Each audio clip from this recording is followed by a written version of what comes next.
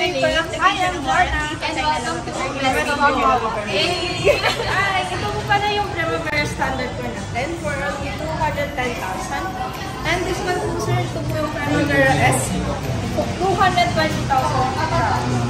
And then ito po yung Spring Standard. 230,000. And this one po is Spring S. 240,000. Ito po ma'am, ano po ito ma'am? GTS Super Tech Booster, which is 415,000. 415? Okay. Ma'am, ito po ma'am. Ano po ito? GTS Super Sport Booster, yan po ay cost for 375,000. Thank you ma'am. Thank you po. Ito po yung top of the line po namin sir, which is GTV. It costs for 425,000. Kasama po yung voice of track, saka yung SIM calling po. Thank you. Thank you po.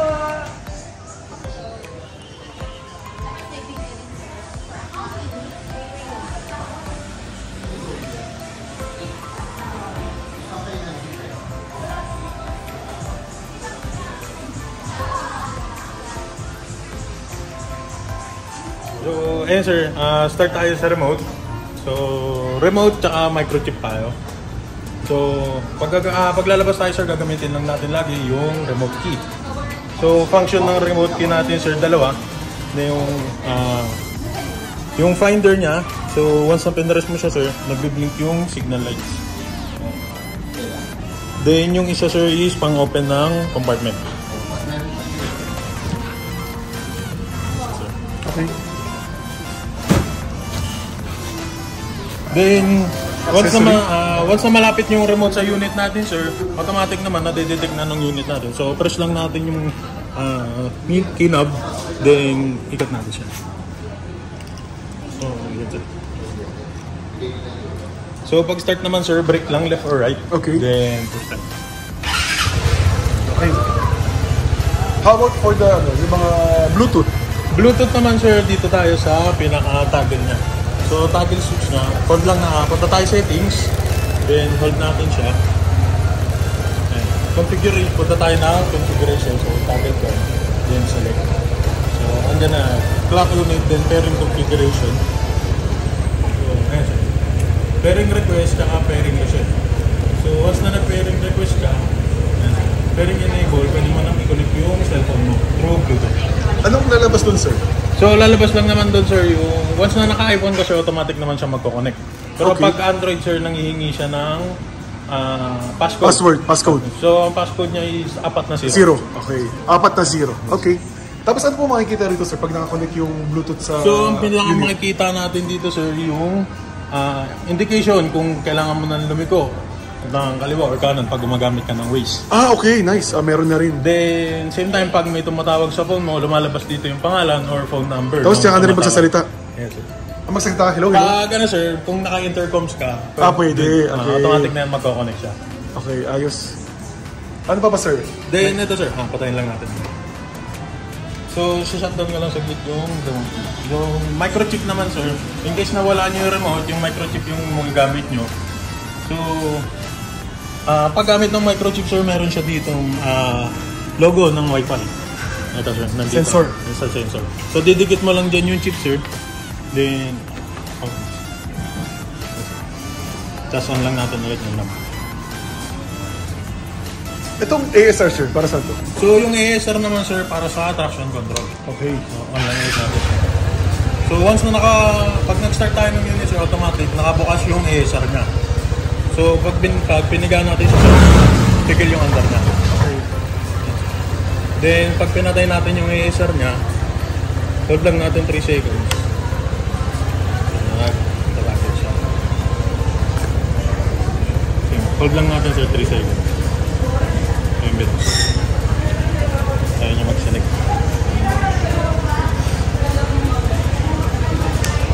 Ayan sir. Itong logo na yan, ano ba ibig sabihin niya? Yan sir, so automatic yan. Pag nag-ganyan siya, nakapatay na yung traction control. Okay, walang ABS. Yes sir, wala siyang ABS. Kaya tuloy-tuloy takbo. Okay. Then pag on mo naman ulit yung traction control sir, Hold 3 seconds. hold lang ulit siya ng 3 seconds. Magbiblink na ulit siya. Ito po yung left, diba? Then ito sir, patayin namin siya. And then ito sir, kill switch. Kill switch. Then ito sir, para sa upuan din natin. Okay, okay.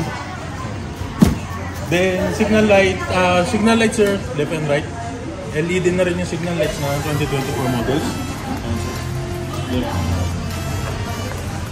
Then brake light sir. May hazard? Wala pa sir. Okay, walang hazard. Then signal na brake light sir, left and right na rin siya. Then busina. Then headlight natin sir, DRL na siya. So automatic yan sir pag nag-start yung unit, nakabukas yung ilaw. So ang high beam natin sir is toggle right. Then passing, toggle left. Sir, ano pa sir? Pagbukas naman nito sir, sa glove box natin. So pagbukas ng glove box sir, once na nakabukas yung panel natin sir, push lang natin yung na-forward, bubukas yung glove box. Yung tools. So, yung tools sir, nandito na sa compartment. Sa compartment. Wala na sa ano. Wala na dito sir. Yung USB sir. USB charging cord sir, meron tayo nandito sa lalim. Yan. Ayan. Okay. Then, Type-C. USB Type-C. USB. iOS pwede po sir. Okay. Then, ito sir, yung manual seat latch. Ayan. So, in case maubusan nga ng battery sir, kailangan mabuksan yung compartment mo. Ito lang sir, bubuksan mo lang yun. Ayos. Ano pa sir? Then, ito na sir, sa compartment tayo. Ayos ah. May ilaw. Ayan sir, so 2024 GTS Supertech, may ilaw na yung compartment natin. So, automatic naman. Wala sir. So sweet.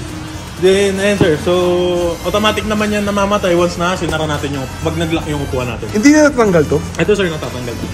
Okay. Oh, okay. Dito pala yung ilaw. Ayan sir, nandito yung pinaka-ilaw. Okay. Automatic naman yan sir, once na nagsara ka, mamamatay na siya. Then, ECU, throttle body sir, nandito.